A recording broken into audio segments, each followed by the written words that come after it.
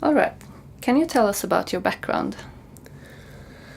I was born in Zimbabwe, what was then known as Rhodesia, to Swiss immigrant parents, and I've seen that country go through some radical changes in my lifetime. The first being the transition from Rhodesia to Zimbabwe. Rhodesia was run by a small white minority, and then in 1980 it became Zimbabwe with a black majority rule. And then later in the year 2000, the government began a fast-track land reform program to correct the historical injustice of who owns the land. Although unfortunately this process was corrupt and it was a black political elite that benefited the most. The economy took a nosedive at the time, unprecedented in a country not at war. There was hyperinflation and a mass exodus of people. My parents were attacked in their home in 2005, and they also left the country shortly afterwards. Although I've been living in South Africa since 1998, where I went to study art, as this was not an option at the University of Zimbabwe. Would you please tell us about your work at Konstmuseet in Skövde?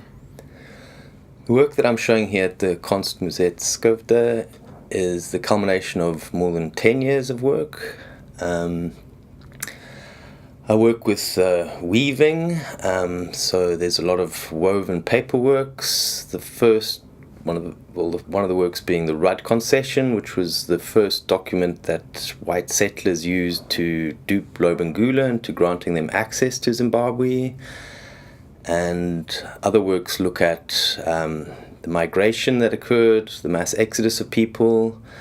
I use the Space Invader as a metaphor for aliens or immigrants, as well as the China bag, which are almost ubiquitous with refugees around the world. And there's some video works that I made going back to Zimbabwe, crossing the border illegally, and yeah, it's almost like a retrospective of mine. Tell us about your creative process.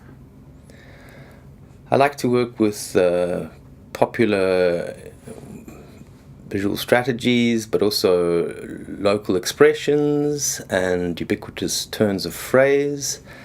I make conceptual work, which is very labor intensive. I like to employ people, as there's an abundance of labor in South Africa. So I've been working with Bianco Ikete, a refugee from the Congo, for the last 12 years.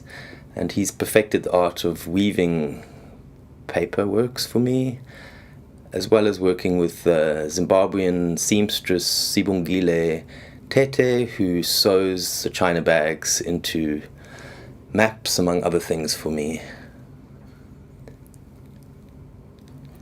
What's your inspiration?